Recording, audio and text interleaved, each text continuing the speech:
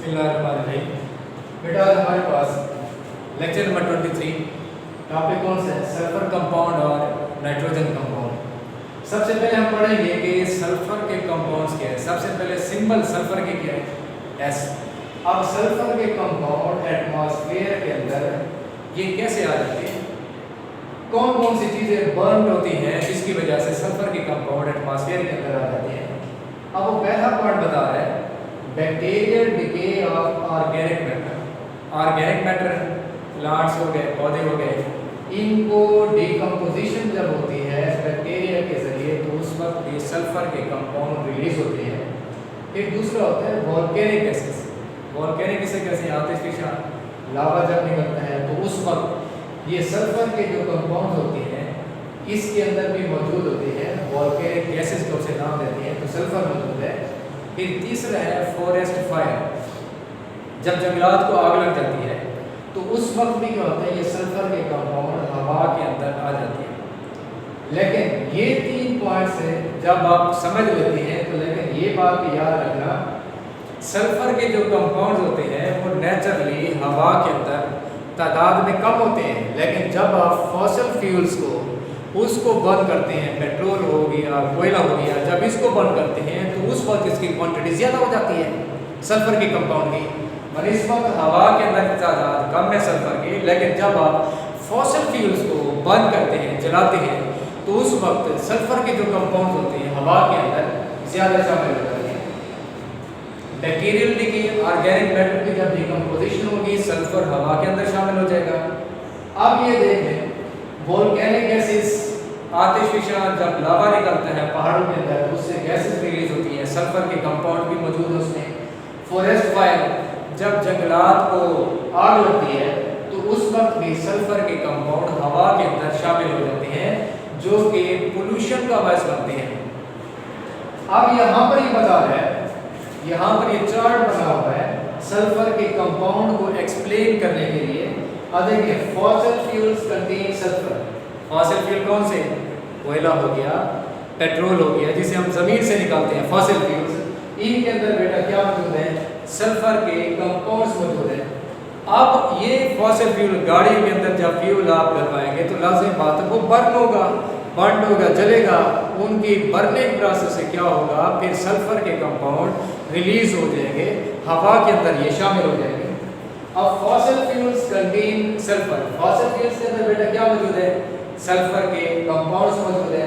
फिर वो कहता है fossil fuel burn to produce energy, क्योंकि बाइक, गाड़ियाँ जब फॉसिल फ्यूल्स इसमें पेट्रोल डलवाते हैं तो उस वक्त क्या होता है, ये बर्न होता है। इनके बनने से क्या होता है, एनर्जी होती है, एनर्जी स्टार्ट करती है इंजन को। लेकिन यहाँ से निकलने वाले धुएं के अंदर क्या होता है बेटा, सल्फर के कंपाउंड होते हैं जो कि हवा के अंदर शामिल हो जाते हैं। फॉसिल फ्यूल के अंदर क्या होगा बेटा, सल्फर मौजूद है। वो सल्फर क्या होगी, वो फॉसिल फ्यूल क्या होगा बेटा, बर्न होगा। उनके बर्निंग प्रोसेस से क्या होगा, एनर्जी प्रोड्यूस होगी।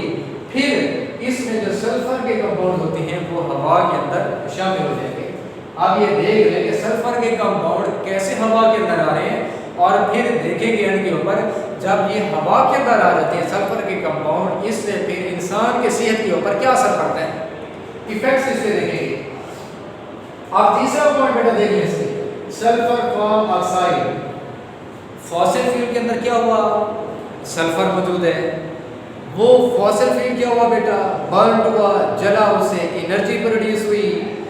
लेकिन उसके साथ साथ ये गैस सल्फर जो कंपाउंड है ये हवा के अंदर शामिल हो गए। दो पॉइंट है।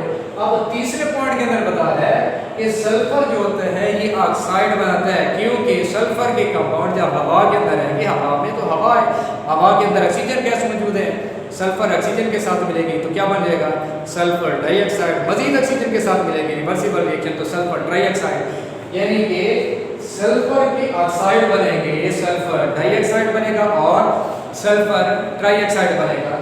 अब आगे देखते जाएं कि ये डाई और ट्राइऑक्साइड आगे किसके साथ रिएक्ट कर रहे हैं, आगे मजीद रिएक्शन क्या हो रहा है जिसकी वजह से वो किस चीज़ का बायस बन रहे हैं।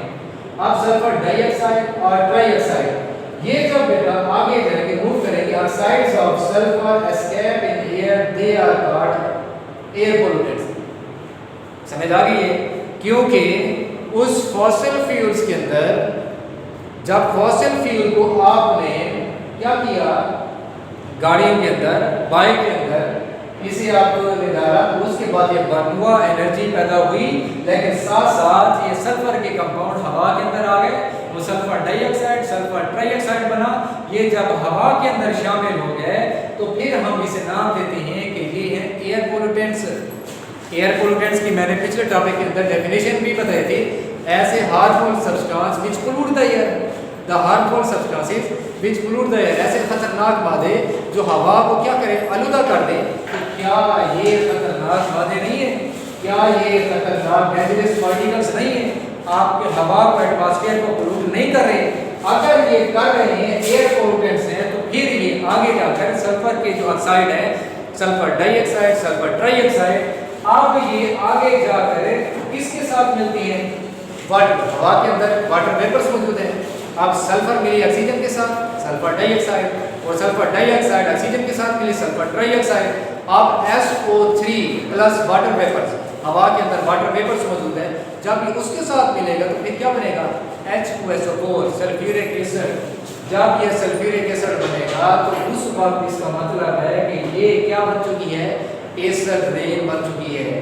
तो फिर देख ले, एसिड रेन जिस जगह पर, जिस इमारत के ऊपर गिरती है तो फिर उसकी बिल्डिंग को भी नुकसान पहुंचा देती है।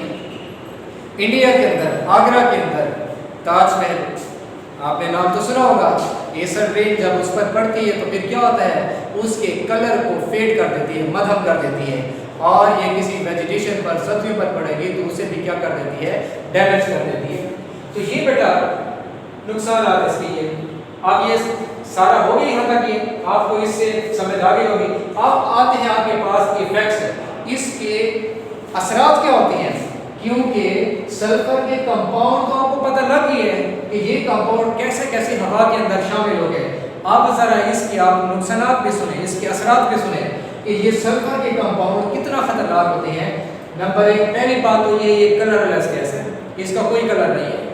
दूसरा, ये इरिटेटिंग है, यानी कि चुभती है, जब ये नाक के अंदर आती है तो ये चुभन महसूस होती है हमें। और फिर सफोकेशन, वो लोग जिनको एस्थमा हो, दमा के मरीज हो, वो इनहेलर लेते हैं ताकि उसकी सांस में दुश्वारी ना हो, लेकिन अगर वो इस चीज़ का सामना कर रहे हैं, सल्फर के कंपाउंड का सामना कर रहे हैं, तो सफोकेशन का बायस उनका दम रुक सकता है। फिर ये sulphur dioxide form sulphuric acid, मैंने आपको पहले बताया, सल्फर मिली ऑक्सीजन के साथ सल्फर डाइऑक्साइड, मजीद ऑक्सीजन के साथ सल्फर ट्राइऑक्साइड, फिर वो वाटर वेपर के साथ मिले तो क्या बन गया, सल्फ्यूरिक एसिड बन गया। ये सल्फ्यूरिक एसिड क्या करेगा, डैमेज बिल्डिंग। अभी मैंने आपको बताया इंडिया के अंदर ताजमहल, आगरा के अंदर वो मौजूद है, उसकी बिल्डिंग को क्या कर देते हैं, डैमेज कर देते हैं, उसका कलर फेड हो जाता है, रंग उसका क्या हो जाता है, मध्यम पड़ जाता है।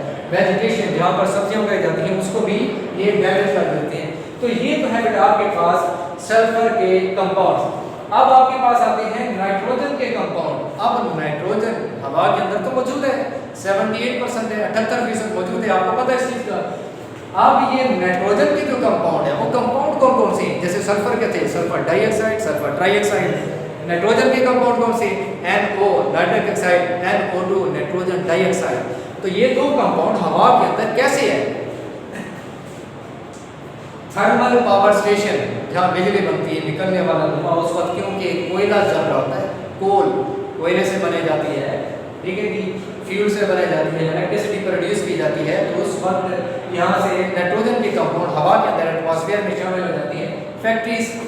फैक्ट्रीज के अंदर कोयला हो गया, ईंधन हो गई, ये सारी चीज़ें जब बंद की जाती है, उनसे निकलने वाला धुआं, उसके अंदर भी कंपाउंड है, किसके, नाइट्रोजन के कंपाउंड है। फिर इलेक्ट्रिकल लाइटनिंग, जब बिजली चमकती है आसमान के ऊपर, तो उस वक्त भी नाइट्रोजन के कंपाउंड मौजूद है, क्योंकि नाइट्रोजन तो ऑलरेडी मौजूद है। तो ये 3 सोर्सेज होते हैं जिसकी वजह से नाइट्रोजन के कंपाउंड क्या हो जाते हैं, हवा के अंदर शामिल हो जाते हैं। नाइट्रोजन डायरेक्ट किसके साथ रिएक्ट कर जाती है, ऑक्सीजन के साथ, जिससे क्या बन जाता है, नाइट्रिक ऑक्साइड या नाइट्रोजन ऑक्साइड। अब ये फर्दर हवा के अंदर ऑक्सीजन मौजूद है, 21% है, नाइट्रोजन भी मौजूद है, 78% है। अब नाइट्रिक ऑक्साइड मजीद ऑक्सीजन के साथ केमिकली रिएक्ट करके क्या बना देती है, nitrogen dioxide.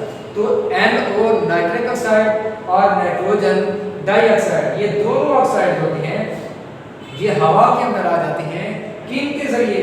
Thermal power station, factories, electrical lightning, ये 3 ऐसे सोर्सेज होती हैं जिसकी वजह से NO नाइट्रोजन ऑक्साइड और नाइट्रोजन डाइऑक्साइड ये हवा के अंदर शामिल हो जाती हैं।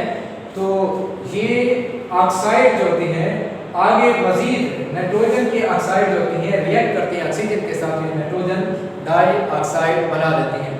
तो ये है बेटा आज आपके पास नाइट्रोजन और सल्फर के कंपाउंड्स।